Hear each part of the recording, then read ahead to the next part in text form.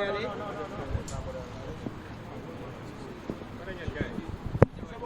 C'est bon, on peut y aller. Alors, on attend ici. Ok. Demande d'attendre Ousmane Sonko. Je reviens pour débuter. Les dames.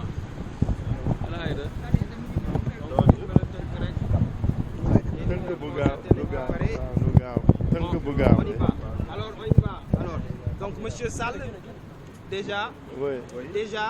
le procès de Déthié Fall, Mame Diarra Fam et compagnie, les manifestants qui ont été arrêtés le 17 juin passé, a été renvoyé jusqu'au 27 juin. La première question est de savoir votre état d'esprit par rapport à la forme du dossier. Je voudrais d'abord rendre hommage à toutes les Sénégalaises et à tous les Sénégalais pour la mobilisation dont ils font montre vis-à-vis de l'appel au soutien de nos otages, que ce soit Déthié, Mame Diarra Fam, Ahmed Aïdara, Guy Marius Sagna et les plus de 250 Sénégalaises et Sénégalais qui ont été retenus injustement pour des raisons fallacieuses. Pour la première fois, il y a une quasi-unanimité autour du fait que la Cour suprême, en ne nous suivant pas, venait pour la dernière fois d'anéantir le peu de crédibilité qui restait à la justice sénégalaise. Parce que vous vous êtes rendu compte qu'en moins d'une semaine, le Conseil constitutionnel s'est dédié au niveau de décisions qu'il avait prises. Et là, c'est la Cour suprême qui vient vraiment pour une dernière fois de ne plus avoir la confiance des Sénégalais. C'est dommage que nos camarades aient été arrêtés pour ces raisons-là. C'est inacceptable, inqualifiable et injustifiable. Il s'y ajoute ce qui se passe aujourd'hui. Le parquet et le gouvernement ont tout fait pour transformer ces otages en détenus et prisonniers politiques. Parce que c'est ça la vraie signification de la décision d'aujourd'hui. Pourquoi?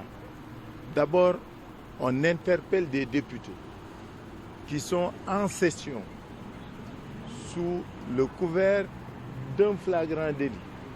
C'est un flagrant délit continu parce qu'ils sont arrêtés depuis lors. On devait les juger aujourd'hui pour des raisons fallacieuses. Parce que quand on nous dit qu'ils sont plus de 100, ils ont un problème de salle. Certains avocats nous l'ont rappelé. Il aurait suffi, il aurait fallu que le tribunal prie sur lui de vider les 200 autres cas prévus et de traiter les cas de nos camarades dans l'après-midi, dans une autre salle. C'est un problème de salle. Ce n'est pas des problèmes techniques, non, c'est un problème de salle, un problème logistique. C'est inacceptable, c'est difficilement compréhensible. Donc c'est pourquoi je parlais de détenus politiques en même temps d'être des otages. Mais cela conforte, renforce notre état d'esprit et le leur, notre détermination à continuer le combat puisque nous allons le gagner, Inch'Allah, nous en sommes certains. Ma wax sénégalais rek ni li nga ma laaj sànq dafa nekk loo xam ni dafa betteetul parce que dernier rempart bi nga xam ne moom la justice du Sénégal doonoon dafa rot bi conseil constitutionnel defee la mu def cour suprême def li mu def tey keroog gëmati leen wala wóolu leen day jafe lool parce que ñoom ñi nga xam ne ñoo waroon di ir di aar fi mu ne dafa mel ni ils sont aux ordres et puis su ngeen seetloo li gën a grave mooy le ministre de la justice se comporte en procureur gis nga saa yu génnee wax rek xam leen dans quel sens le parquet et la justice vont aller da ngeen di jàpp loolu da ngeen ko dégloo di leen seet loolu saa yu problème amee c'est le ministre de la justice qui se prononce et en fonction de ce qu'il dit c'est ainsi que le cours de la justice va suivre. Donc loolu moo tax suñu camarades yi léegi dañ leen def ay otages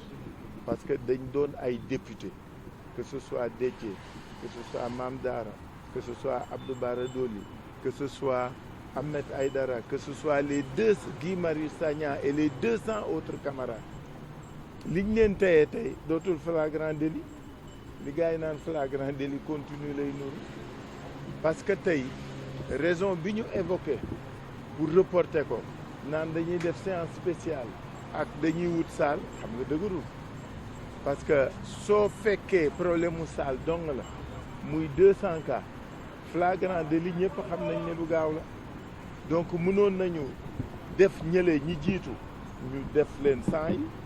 ñi ci def ñu dem salle 4 boobu ñu wax salle 4 boobu mën nañ fa dem liggéey fa donc loolu muy wane ni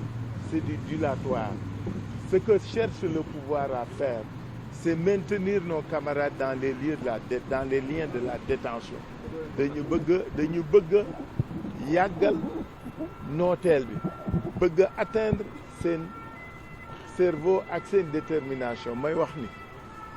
du wàññi dara ci seen Pastef ci seen njàmbaar ci seen takku pour xeex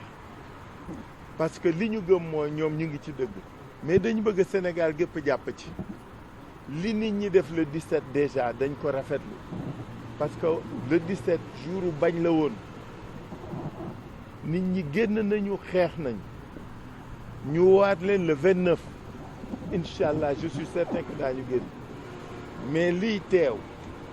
mooy suba le concert bi ñu woo gars yi tey ci guddi xam nga ñu ngi ci fête de la musique nañu defal concert gars ñi ñu xam ne réew mi askan wi dañu sonn dañu tàyyi dañu dammata daañ ko wane ñuy wax tey su 20 heures jotee